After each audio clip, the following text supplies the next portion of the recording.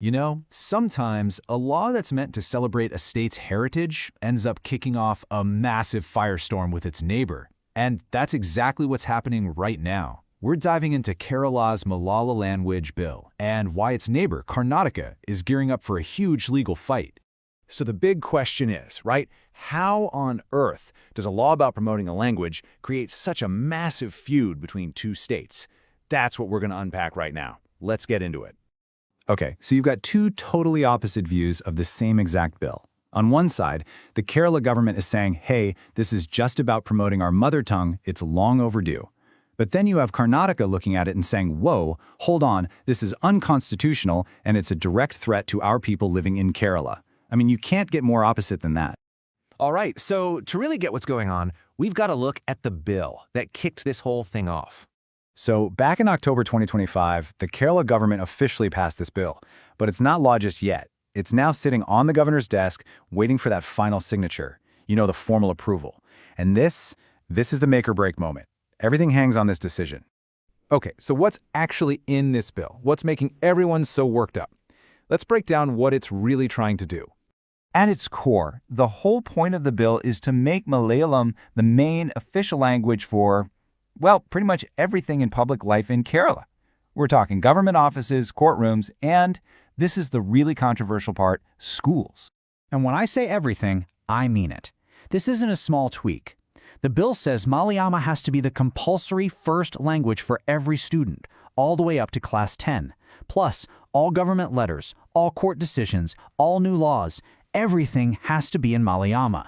They're even setting up a whole new government department just to manage all this. It's a huge, sweeping change. But here's the thing. This isn't their first try. Kerala actually attempted this back in 2015. They passed a similar bill, but it got shot down.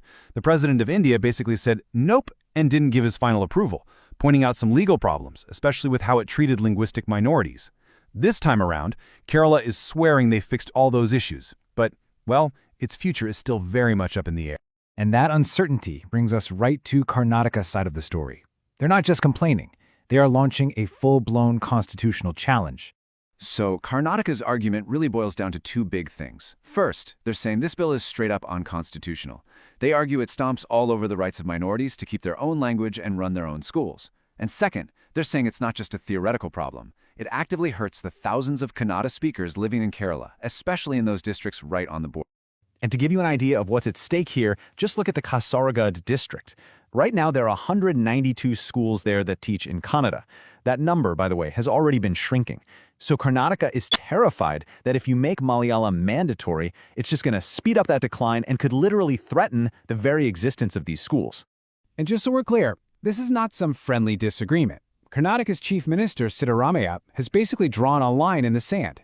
I mean, he's saying they will throw everything they've got, every single constitutional option at stopping this bill if it's not withdrawn. Okay, so that's a pretty serious threat.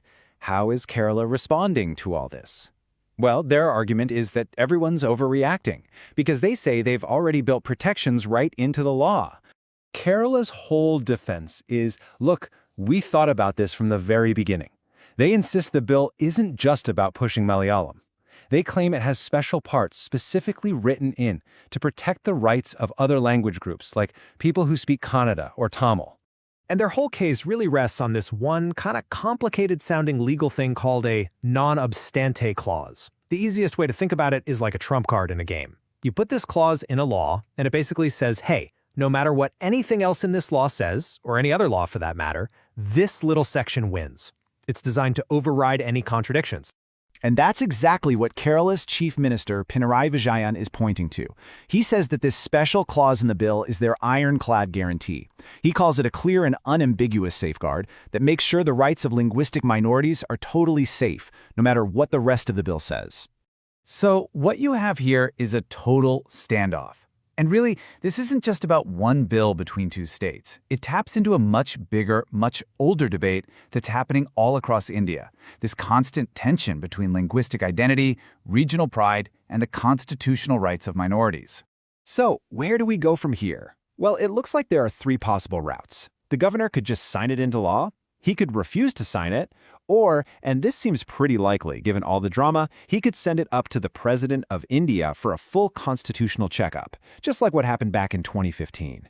But one thing's for sure, no matter what happens, Karnataka is not backing down. And you know, all of this really boils down to one massive fundamental question that's way bigger than just Kerala and Karnataka. It's something that diverse nations all over the world struggle with. How do you champion a majority language and culture without diminishing the rights and identities of the minorities who live alongside them? It's a tough balancing act, and this bill has forced that question right back into the spotlight.